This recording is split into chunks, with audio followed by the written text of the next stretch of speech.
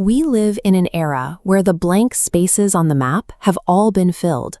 Satellites photograph every street, algorithms map every forest, and global networks connect the most remote corners of the Earth. But out in the Indian Ocean, there is a piece of land that actively rejects that connection. It looks like an untouched paradise, but it is one of the most dangerous and strictly forbidden places on the planet. This is North Sentinel Island. To ensure no one gets near it, the Indian government established a severe legal exclusion zone around its waters. There are no welcome signs. Boats are legally banned from approaching the shore, and aircraft avoid flying low overhead.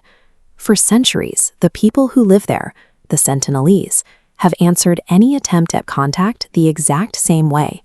They meet approaching boats with warning cries from the shore, followed by a barrage of spears and arrows.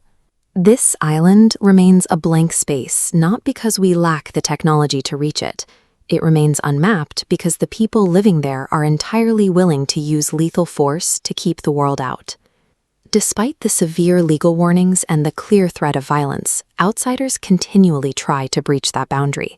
Whether driven by deep curiosity, immense arrogance, or a misplaced belief that they can fix an ancient way of life, people still try to force their way in. In 2018, a young American missionary named John Allen Chau decided he had a divine mandate to bring his religion to the Sentinelese. Ignoring warnings from authorities, Chau paid local fishermen to ferry him out under the cover of darkness. Once he reached the edge of the exclusion zone, he dropped into the water and paddled toward the white sand alone, holding a Bible. According to the fishermen watching from a distance, Chau tried to call out to the figures on the beach. For a brief moment, the island was quiet. Then, arrows flew from the tree line.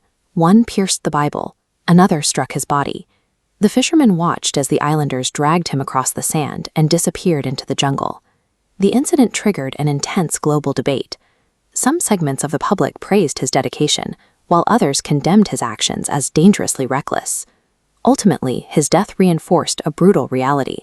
North Sentinel does not belong to tourists or modern governments. It belongs exclusively to its inhabitants, and the laws of the outside world hold absolutely zero weight on its shores. We tend to view those naval patrols and the strict legal boundary as a way to protect modern citizens from a hostile tribe. The truth runs entirely in the opposite direction. The exclusion zone exists to protect the Sentinelese from us. Anthropologists estimate that the ancestors of this community may have inhabited the island for up to 60,000 years. By living in total isolation for millennia, their immune systems have never encountered the diseases that constantly circulate through the rest of the human population. To a modern immune system, a common cold is a minor inconvenience. To an unexposed, closed network population, it is apocalyptic. A single handshake, an accidental cough, or one unauthorized visitor stepping onto that beach carries enough biological weight to eradicate the entire tribe. To the Sentinelese, anyone arriving on a boat is effectively a walking biological weapon. Keeping us out is the only mathematical way they survive. This reframes their hostility entirely. Rather than viewing their violent reactions as mindless aggression, many researchers believe it is a highly evolved, carefully observed defense mechanism. We only need to look at the history of neighboring tribes in the Andaman Islands who eventually welcomed colonial contact. That contact brought immediate devastation. Those surrounding communities suffered lethal outbreaks of foreign illnesses, heavy exploitation, cultural destruction, and extreme population collapse. It is highly likely the Sentinelese witnessed this destruction firsthand, or heard the stories. They learned exactly what follows when outsiders arrive bearing modern gifts like coconuts or metal tools. They saw the fatal cost of those interactions. Framing their shoreline defense as an urgent act of self-preservation makes perfect logical sense. When a group of men run to the sand and fire arrows at an approaching hull, it is not a random act of hostility. It is a desperate and calculated defense against a proven, civilization-ending threat. Viewing their hostility as a calculated survival tactic reveals North Sentinel Island as a mirror for our own modern assumptions. We operate on the assumption that global connectivity is an automatic good.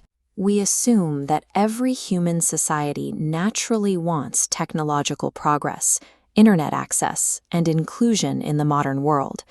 Yet, just across the water, an entirely different reality persists. Here is a community experiencing human existence exactly as it was tens of thousands of years ago, completely free from digital noise, global politics, and endless screens. What makes their existence so profound is that they are not completely unaware of us. They know the outside world is out there. They have seen our ships and our planes, and they have looked directly at us and firmly said no. Modern society is built on a relentless drive to cross every border, map every inch, and conquer every unknown. The Sentinelese answer that drive with an absolute, unyielding demand for stillness and separation. The island stands as a final reminder that the most impenetrable places on Earth are simply the ones where humans demand to be left alone.